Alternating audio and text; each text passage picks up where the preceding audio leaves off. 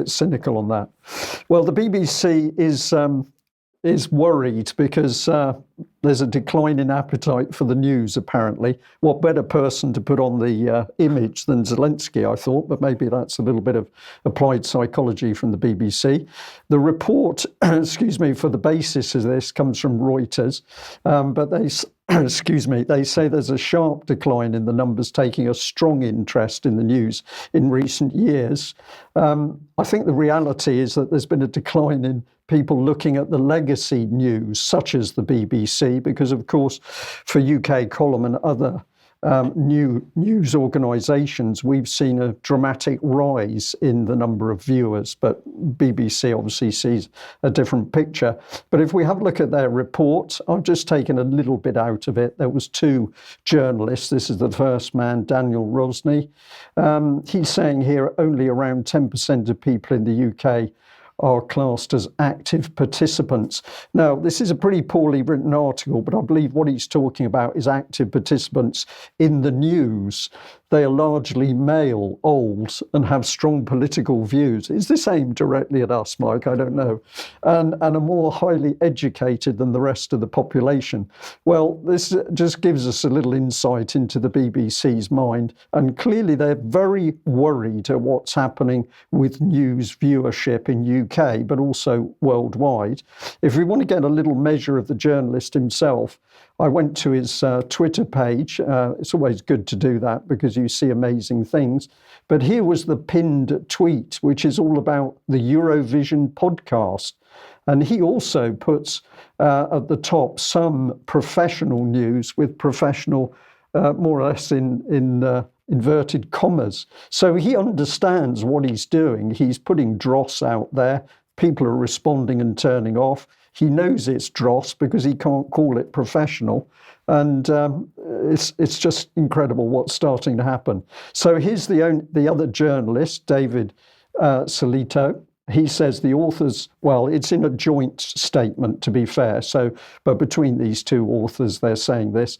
The authors of the Institute's report say there was evidence that audiences continue to selectively avoid important stories, such as the war in Ukraine and the cost of living crisis, as they cut back on depressing news and look to protect their mental health. So is this an acknowledgement that the BBC realises that it's damaging people's mental health by the dross they put out? And they're also acknowledging that people are pulling back and refusing to watch it. Well, there was some statistics in the report, and I think we should bring those up on screen. More people want to limit news consumption. There's a survey taking place over 2017, 19 and 22. Brazil is top of the list with over 50% of people actively trying to avoid the news, but UK significantly is next. And the figure there is about 46%, I think. So people are turning off from the mainstream. Let's see if I can bring a bit more on screen. But the comment in the article also says trust was a factor too. 29% of those surveyed said the news was untrustworthy or biased, while trust fell in half the countries surveyed and rose in just 7 compared with last year. Not sure what your take is on that, Mike, but I think this is clear sign that the BBC in particular desperately worried that people are turning away from the BBC. Well, look, I think maybe because Piers is still with us, so I think we should just ask Piers for a bit of comment here, because this issue of trust, Piers, I think is really important. If we look at the BBC, they're into the trust initiative. There's other trust type organisations out there with other mainstream organisations. And it seems to me that the more they shout about trust, it demonstrates the more they're worried that they are untrusted and they're untrustworthy, in fact. I think we may have lost him. Yeah, I think. Can you hear me? Yes, sorry. Right, sorry, did you? I'm still here. Yeah, you didn't hear that? No, I didn't. You just broke there, but we're talking about trust and trust levels. And yeah, so basically what I was saying there. was, yes, the BBC and so on are busy setting up trust initiatives, and there are other organisations with similarly named sort of umbrella bodies to try to demonstrate how trustworthy they are. But it seems that the more that they shout about trust themselves, and this article that Brian's talking about is really implying that they recognize that they've lost that trust, and really they're shouting a lot about it in an effort to persuade themselves almost that they are still trusted. There's a deeper recognition that they're not. Yeah, I mean, I think that is correct. I mean, from all the figures that I have looked at, trust levels, in the UK and in the US, and I would assume across many other democracies, trust levels in the media are extremely low. And if you trace things back to sort of the high point in the US of trust in corporate media, is running, I think, about 70%. It's sort of down below 20%, if I'm correct. And so on. And so we have got, it's tempting to even call it a catastrophic collapse in trust levels in corporate legacy media. And yes, you're right.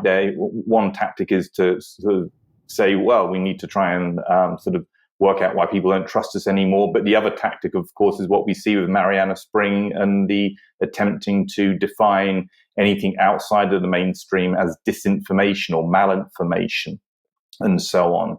So it sort of seems to be a combined tactic being employed by them.